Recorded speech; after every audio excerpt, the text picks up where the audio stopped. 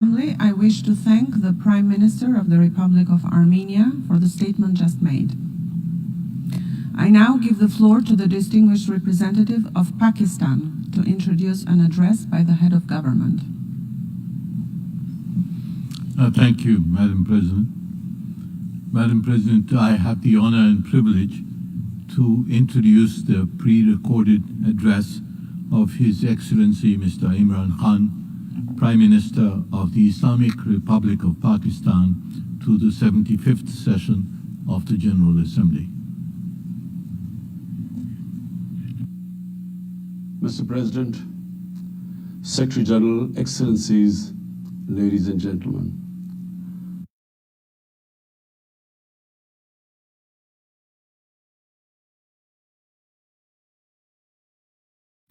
I'm honored to address the United Nations General Assembly once again.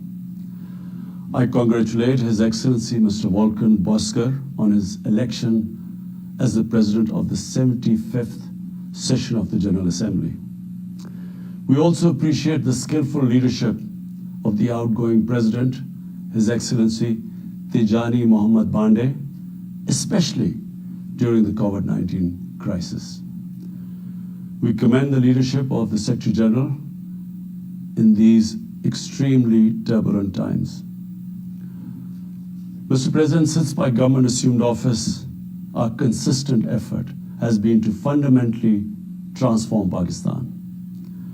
We envisage Naya Pakistan to be modeled on the principles of the state of Medina, established by Holy Prophet Muhammad sallallahu alaihi wasallam. A just and humane society where all government policies are directed at lifting our citizens out of poverty and creating a just and equitable dispensation. To achieve this goal, we need to have peace and stability. Thus, our foreign policy aims to have peace with our neighbors and settle disputes through dialogue. Mr. President, the 75th anniversary of the United Nations is an extremely important milestone, as this is the only body in the world that can help us achieve our goals of peace and stability in our neighborhood. This is also time for us to reflect whether, as the United Nations, we have been able to realize the promise we collectively made to our peoples. Today, the foundations of the world order, non-use of or threat of unilateral force, self-determination of peoples, the sovereign equality and territorial integrity of states, non-interference in their internal affairs, international cooperation. All these ideals are being systematically eroded. International agreements are being flouted and set aside. Renewed great power rivalries are leading to a new arms race. Conflicts are proliferating and intensifying. Military occupation, illegal annexations are suppressing the rights of human beings to self-determination. According to the respected Professor Noam Chomsky, mankind is at even a greater risk than it was before the First and Second World Wars in the last century. And this is because of the threat, increased threat of nuclear war, climate change, and sadly the rise of authoritarian regimes. We must come together to prevent such a catastrophe. We believe that the driving force in international relations must be cooperation, in accordance with the principles of international law and not confrontation and force. We all must emphatically reaffirm our support for multilateralism. Mr. President, the COVID-19 pandemic has illustrated the oneness of humanity. In our interconnected world, no one is safe unless everyone is safe. Locking down to control the pandemic has triggered the worst recession since the Great Recession of the last century. This has hit the poorest countries the hardest, as well well as the poor in all the countries.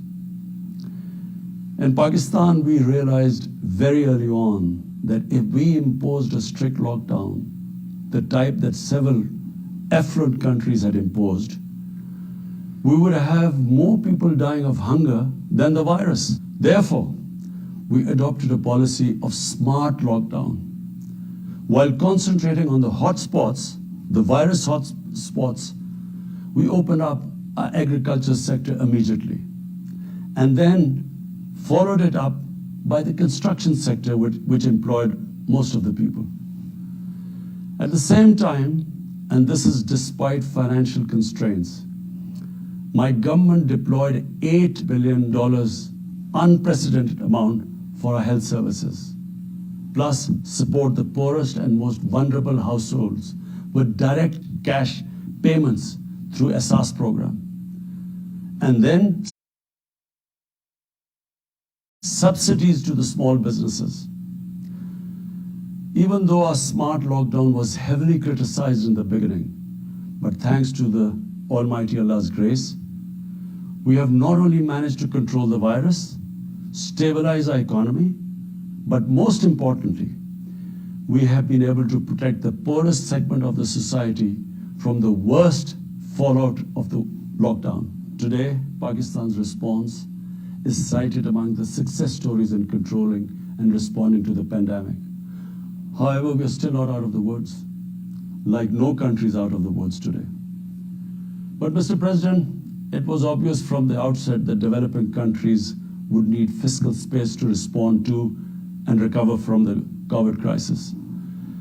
Debt relief is one of the best ways to create that fiscal space for developing countries. Therefore, in early April, I called for a global initiative on debt relief. We appreciate the G20's official debt suspension initiative and the emergency and rapid financing offered by the IMF, World Bank, Asian Development Bank, and UN agencies. This, however, is not going to be enough. The IMF has estimated that developing countries will need over $2.5 trillion to respond and recover from the crisis. The official debt suspension will need to be extended and expanded. Additional debt relief measures will also be needed. Development banks should ensure adequate financial inflows. Rich countries have generated over $10 trillion to finance their own response and recovery. They should support the creation of at least $500 billion in new special drawing rights for the developing world. Mr. President, in my address to the General Assembly last year, I had highlighted the tremendous damage that illicit financial flows from developing countries to rich countries and to offshore tax havens cause. This leads to the impoverishment of the developing nations. Money that could be used towards human development is siphoned off by corrupt elites. The loss of foreign exchange causes currency depreciation. That in turn leads to inflation and poverty. The quest for getting back these stolen resources is nearly impossible, given the cumbersome procedures. Moreover, the powerful money launderers have access to the best lawyers. And sadly, because they are the beneficiaries, there is a lack of political will in the rich countries to curb this criminal activity. Mr. President, if this phenomena is unaddressed, it will continue to accentuate the inequality between the rich and the poor nations. And eventually, the rich states cannot hold forth on human rights and justice when they provide sanctuary to money launderers, to their looted wealth. There are robust anti-money laundering and anti-terror financing regimes.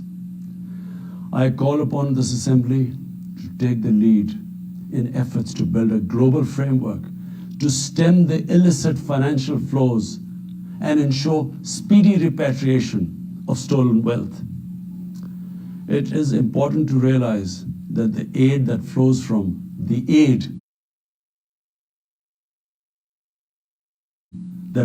rich countries to the developing world is minuscule compared to the massive outflows by our climate change. Unprecedented fires in Australia, Siberia, California, Brazil. Unprecedented floodings in various parts of the world. Record temperatures, even in the Arctic Circle. This should make all of us worried for our future generations. Commitments made through the Paris agreements must be fulfilled. In particular, the commitment to mobilize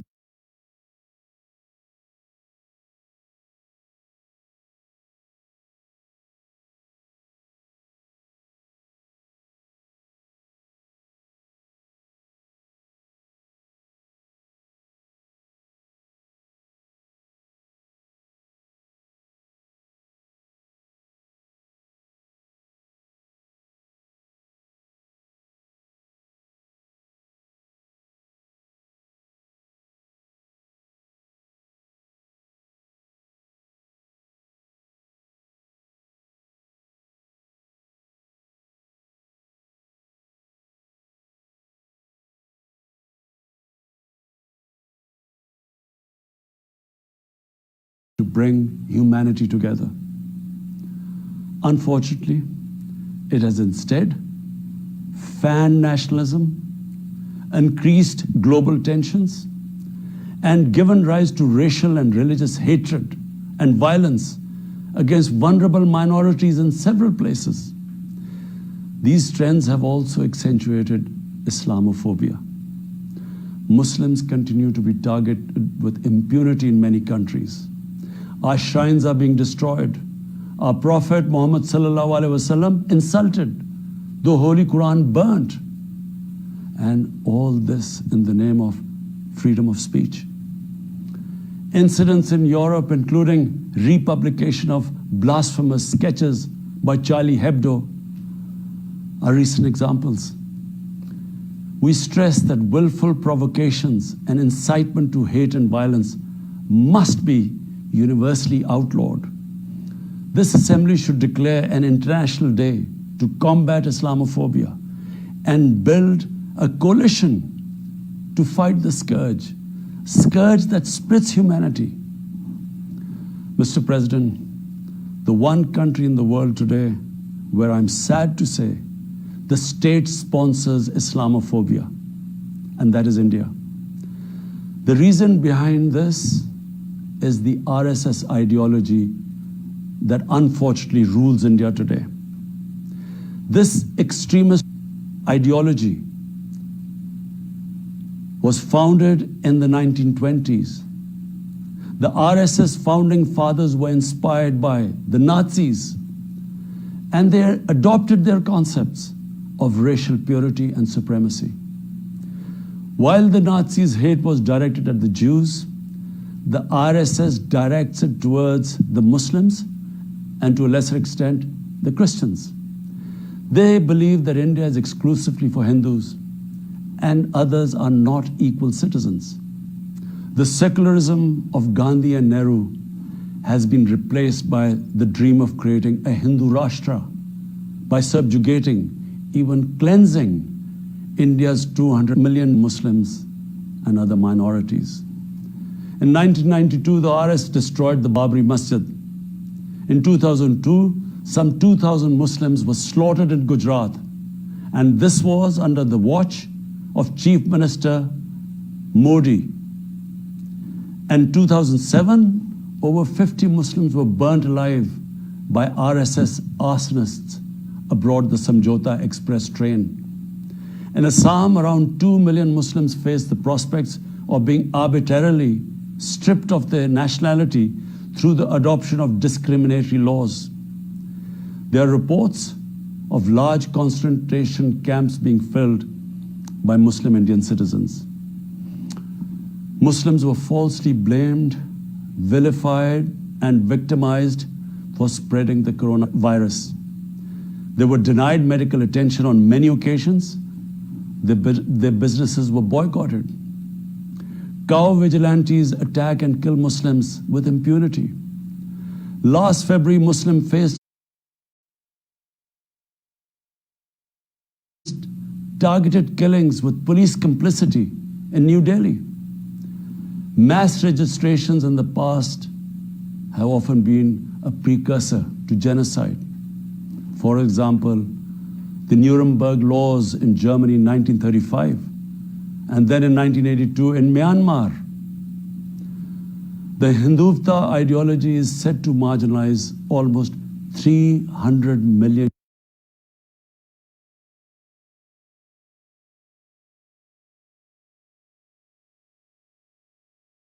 augur well for the future of India.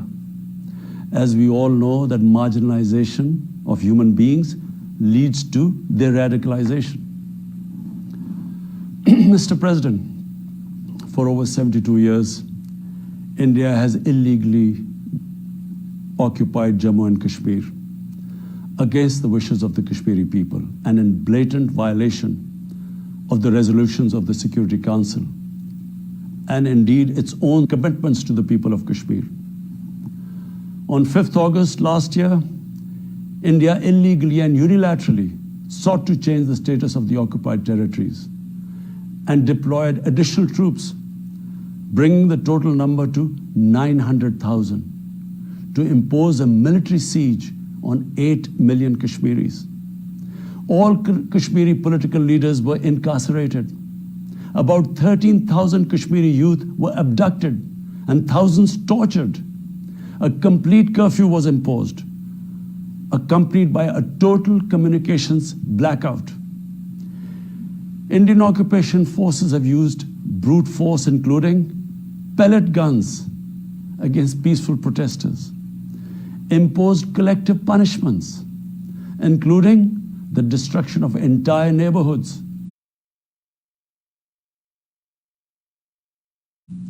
and extrajudicially murdered hundreds of innocent young Kashmiris in fake encounters, refusing even to hand over their bodies for burial. The Kashmiri media and those daring to raise their voice are being systematically harassed and intimidated through the use of draconian laws. All of this is well documented in the reports of the United Nations High Commissioner for Human Rights, communications from the Special Rapporteurs of Human Rights Council, statements from human rights and civil society organizations. The international community must investigate these grave violations and prosecute the Indian civil and military personnel involved in state terrorism and serious crimes against humanity being perpetrated, I'm sad to say, with complete impunity.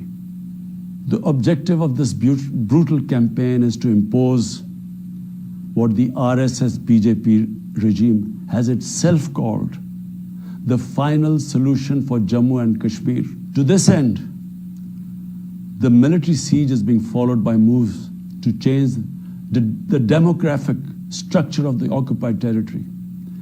This is an attempt to obliterate the distinct Kashmiri identity in order to effect the outcome of a plebiscite envisaged in the UN Security Council resolutions. This action is in violation of the UN Charter, Council resolutions, and international law, particularly the 4th Geneva Convention. Changing demographic structure of occupied territory is a war crime. Mr. President, the brave Kashmiri people will never submit to Indian occupation and oppression. Their struggle is indigenous. They are fighting for a just cause, and generation after generation have laid down their lives to rid themselves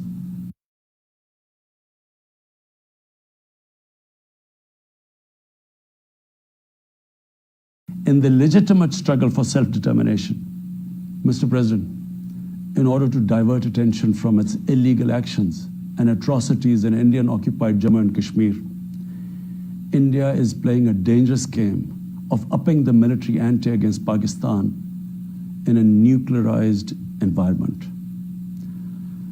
Despite constant Indian provocations and ceasefire violations along the line of control and the working boundary, targeting innocent civilians, Pakistan has exercised maximum restraint. We have consistently sensitized the world community about a false flag operation and another ill-conceived misadventure by India. My parents, Mr. President, were born in the colonial India, and I was the first generation that grew up in an independent Pakistan. I want to make it clear that any attempt by the fascist, totalitarian, RSS-led Indian government to aggress against Pakistan will be met by a nation that will fight for its freedom to the end. Mr. President, there will be no durable peace and stability in South Asia until the Jammu and Kashmir dispute is resolved on the basis of international legitimacy. Kashmir has been rightly described as a nuclear flashpoint. The Security Council must prevent a disaster conflict and secure the implementation of its own resolutions, as it did in the case of East Timor. The Council has considered the situation in Jammu and Kashmir 3 times in the past year. It must take appropriate enforcement actions. It must also take steps to protect the Kashmiris from an impending genocide by India. Pakistan has always called for a peaceful solution.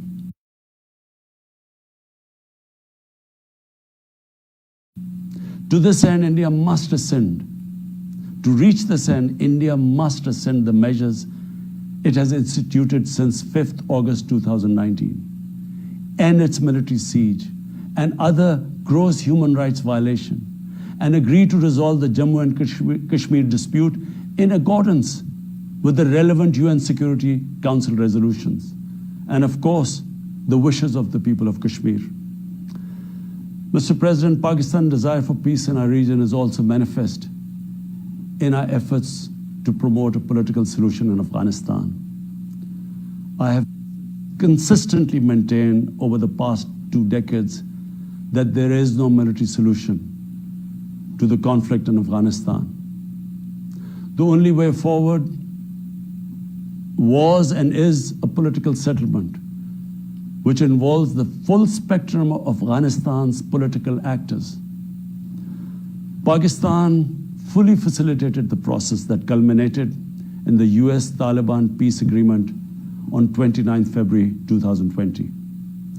Pakistan is deeply gratified that it has fulfilled its part of the responsibility. The Afghan leaders must now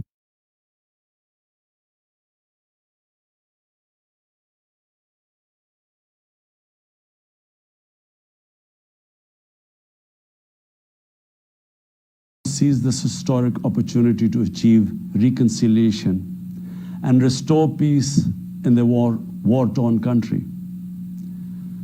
Through the intra-Afghan negotiations that commenced on 12th of September, they must work out an inclusive, broad-based, and comprehensive political settlement.